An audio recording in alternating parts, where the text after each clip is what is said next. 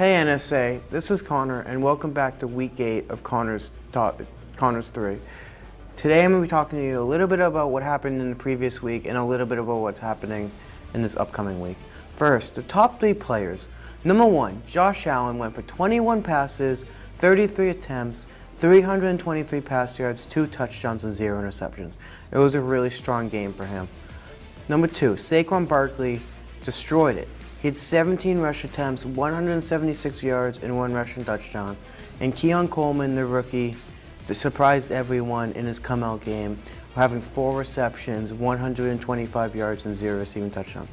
Next, I'm going to be talking to you a little bit about the injuries. There were some big injuries this week. Number 1, Jaden Daniels' rib believed to have been a long-term injury. Number 2, Deshaun Watson tore his Achilles and is feared to be a season-ending injury. And number 3, Brandon Ayuk hurt his knee and expected to be an ACL, but not a torn ACL, but it is still really a concerning injury. Top 3 disappointing players. Number 1, CJ Stroud did horrible. He had 10 for 21, 86 pass yards, 0 touchdowns, and 0 interceptions.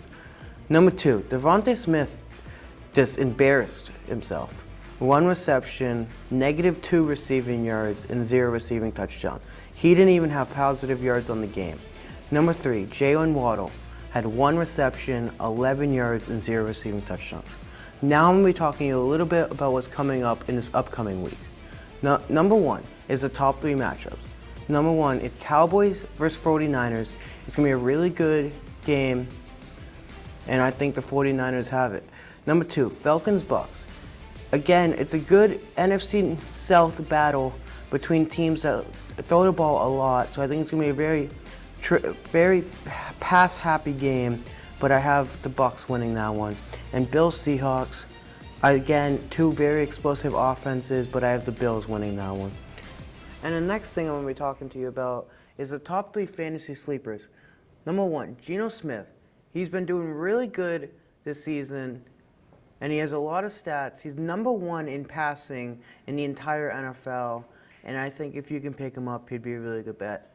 Number 2, Sam Darnold. I know I always say Sam Darnold, but every game he shows me more and more that I didn't think he could, and every game he just doesn't give me an option to not put him up there. And number 3, Jordan Addison. He's been doing so good lately. He had a really strong game last week. He's getting all the targets that Justin Jefferson's not getting because he's double teamed. And I think Jordan Addison is probably your best wide receiver bet for this week. Next, I'm going to be talking a little bit about how the trades went and how the players played in their first game with a new team. Devontae Adams' first game after being traded to the Jets, he had 3 receptions, 30 receiving yards, and 0 receiving touchdowns. For a big trade that the Jets were really excited about, I bet they're a little disappointed in his performance in Game 1. Number 2, Amari Cooper, first game after being traded to the Bills. Had 4 receptions, 66 yards, and 1 receiving touchdown. A little better, but still, I think the teams that are trading for these type of players want more. And 3, Cam Akers got traded from the Vikings to the Texans, and they didn't even play him this week, which leads me to believe, why did they even trade for him if they're not going to use him? Thank you. This is Conor from Conor's 3s. Thank you. Signing out. That one was amazing. That was great. That one was amazing. That was awesome. The more I do it, the better I'm getting.